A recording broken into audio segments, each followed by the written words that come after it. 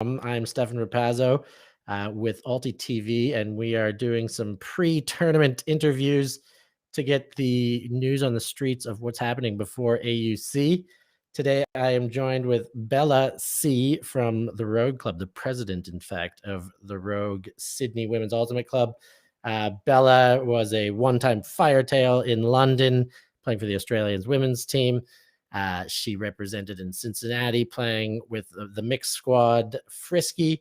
And before that, I had the pleasure of being an assistant coach of Bella on her first national representation as a member of the under-23 Blue Bottles in Toronto.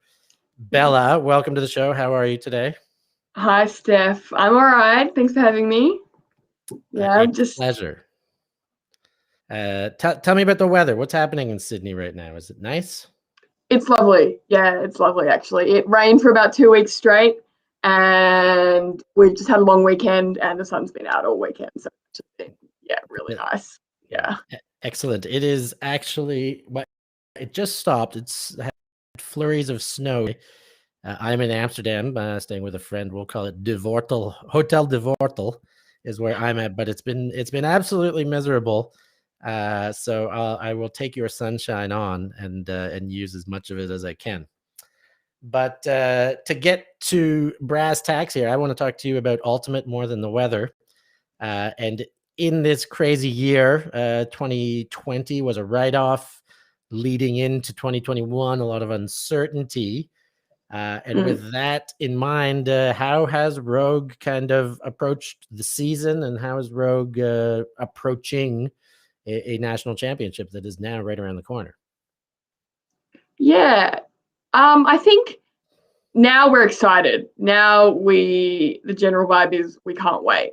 But certainly coming into the season, it was a little bit maybe slow to kick off. I guess in Australia, we've managed COVID quite tightly, which has meant that at points things can just open and close really quickly, which can, I guess, be a little bit daunting in terms of planning, because you just, oh gosh, especially to start with. It just was a little bit of uncertainty hanging over things. But now we're all back into it. I think we're all very, very excited for it. Rogue has been training since start of January, so a little bit later than we'd normally start training. But since then, we've been on with trainings once a week and pods and other outside training sessions. Exciting. And you have had a chance to compete a little bit in the last few months as well? Yeah, we've played our regional tournament, which we play every year. And we've also played a couple of one-day tournaments. I guess it's different this year. We've only played teams from New South Wales and ACT, whereas in previous years we would have played interstate teams already. But we've had a little bit less opportunity with that this year, just again because of risk of border closures and all that kind of thing. Yeah, I see. And I guess we're well aware that the Brisbane teams have been cut off from nationals at the last minute. That's a heart wrencher for them. I spoke with Dom Simpson and Liam Grimmond yesterday, and they're respectful of the rules and why it's happening, but they are very much gutted for having it happen. Yeah, I can imagine. Can you take us back a little bit to selection? How many players did you select? Were there players less or more interested because of any of the uncertainties, or was it a pretty standard selection process once it was allowed, once play was allowed? Yeah, I would say it was fairly standard as all things go. I'd say any kind of uncertainties were just around, sort of more general life things that people have going on. I guess we've selected a slightly bigger squad this year, which gave us a little bit more leeway. And we've also we were only focusing on Div 1 this year. We didn't really have the resources for the Div 2 team that we would normally run. I guess that was a bit more of a challenge. I guess we had to lose some players there, but otherwise I think it all went pretty smoothly. Excellent. Yeah. And so last year of competition, you had a Div 1 and a Div 2 team. We did, yes. And prior to that, Rogue was a XY even split team. Yeah. Okay, so this is the first incarnation of a single elite team only It for is. Rogue. Yeah. Okay, well that's very exciting news. Yeah. So let's talk about the international stage. Australia does get to compete. New Zealand got to compete. The rest of the world sits and waits and watches. How do you see this playing out the next time we do get to have international competition? Is there anything that Australia stands to gain because of this? Yeah, certainly. I guess we're, let's say, 4 months ahead of other countries that might not have started playing yet. So I guess even something as simple as like tournament fitness, we're just a little bit further ahead. Just that kind of regular training, going to tournaments. Going to tournaments gives you that little bit of extra training that you kind of don't even like have to think about in a way. Whereas last year you really just didn't have any of that. So if we're a bit ahead on that, we're already a bit ahead on that kind of physical fitness, just that skills. So I think that'll be an advantage for us.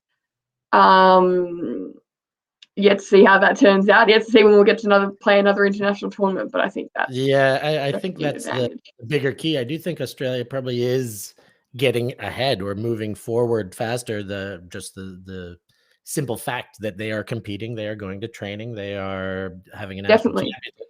Well, But they're running an under 24s campaign, like an internal one, basically, which will be great for those players who wouldn't have had, maybe other countries won't get to do that, but they're still running what is effectively in a campaign internally. So I guess it lacks some of that international experience, but it still builds on like all those skills and things, instead of just letting that lie until the next cycle of under 24s.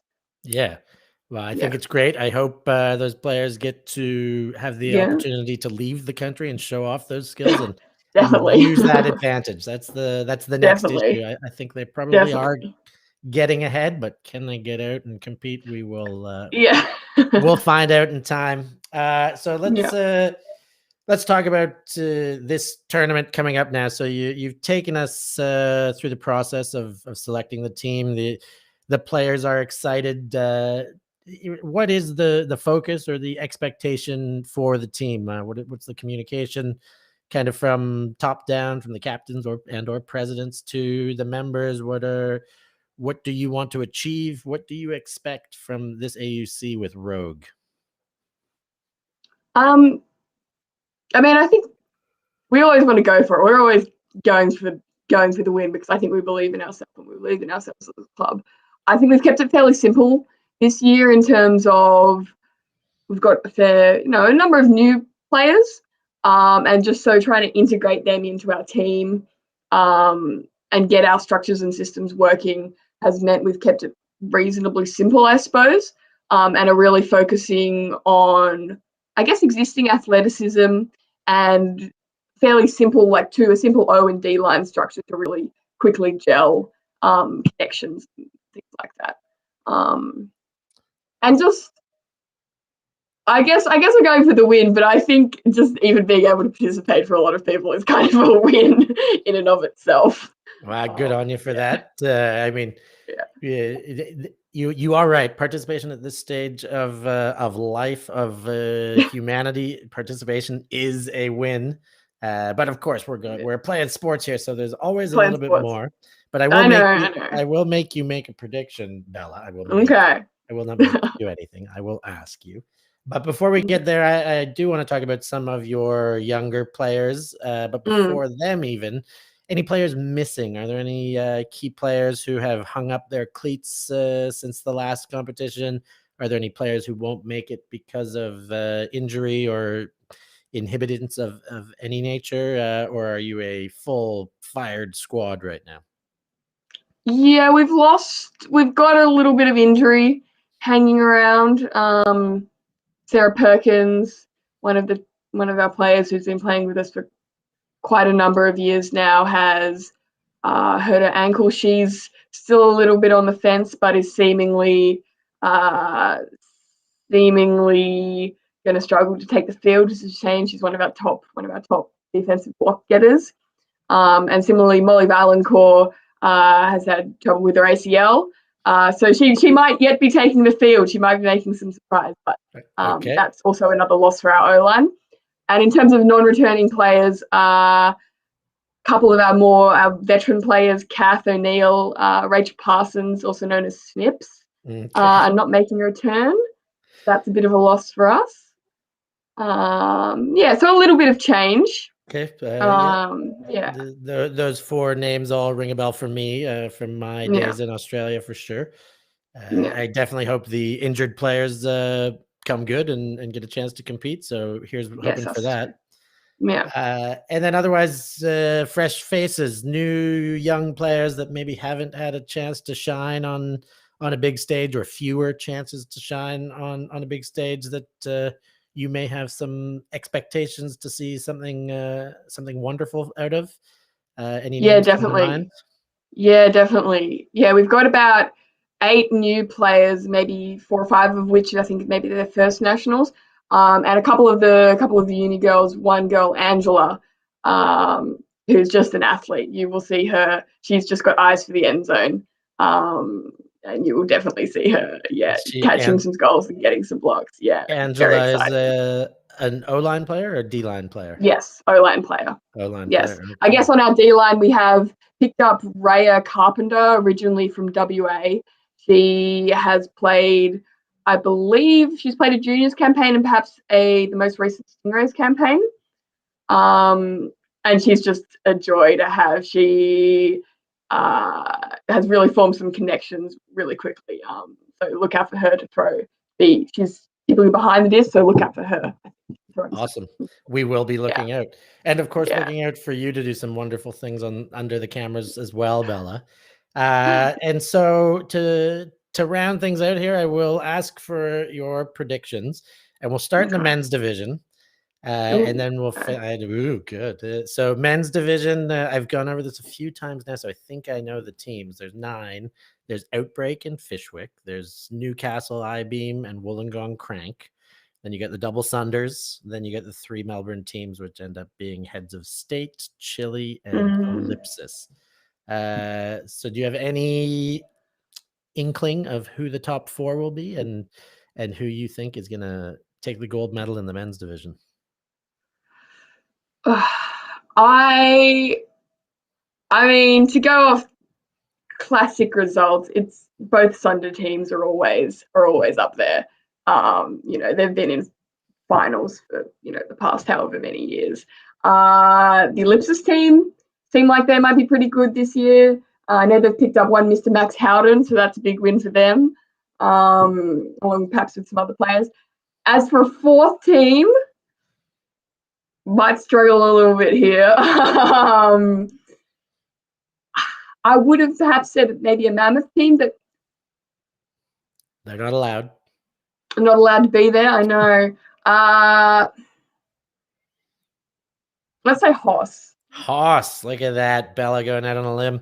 I like it. And who will be the champion then of those 4 teams? If we get an Ellipsis, Hoss, Melbourne, Sunder, Sydney, who's coming out on top?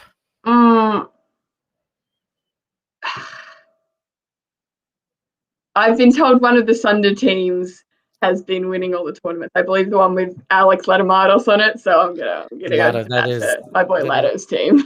Sunder Slice, as I've been told Sunder by Lado. So okay, Lado. Now to the division that you have a bit more information, a bit more know-how. The women, there are 8 teams in Div 1 Nationals this year. And that might be a bit harder for me to break down, but I think I got it. We got Rogue and Ellipsis and Manly and GWS, which is Greater Western Sydney. That's your first 5. Who am I missing, Bella? Then there's no Factory. Fuse. Oh yes, Factory Host Club. Yes, there are. Have we named all the Melbourne teams? No, I've only named Ellipsis. So then you get Spicy Chili. Spicy Chili. I believe is the a Chili women's team. A Hoss women's team. Okay, and then there's Melbourne Phoenix, I think they're called. and okay, yes. And also from Newcastle, the Sugar Mags. Sugar Mags. Yeah. Sugar Magnolia. I love Sugar Yeah. Mags. Okay, so give me those top 4 first, and then be bold and pick one.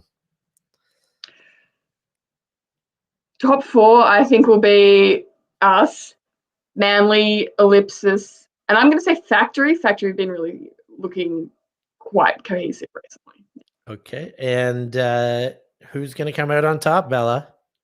I mean, I want to say Rogue. I've got to. I guess the Ellipsis, and I guess you've got to mention Ellipsis as well. Their lineup, they've got a lot of their lineups looking like they've got a lot of their returning players coming back, and a lot of players who've been playing with them for quite a few years. So I think they'll have to be ones to beat. Okay, so Ellipsis is the team to beat, but you're still picking yourself. You're still picking Rogue, is that right? You got to knock off. I would be disappointed in you if you didn't. But yeah. You're right. You do have to knock off this the 4-time champion to get there. So we wish you the best of luck. Even though I just wish them the best of luck as well. So I'm wishing everybody the best of luck, Bella. But listen, it was a pleasure to get your ear. I know our times don't match up. It's a Monday evening for you, a Monday morning for me.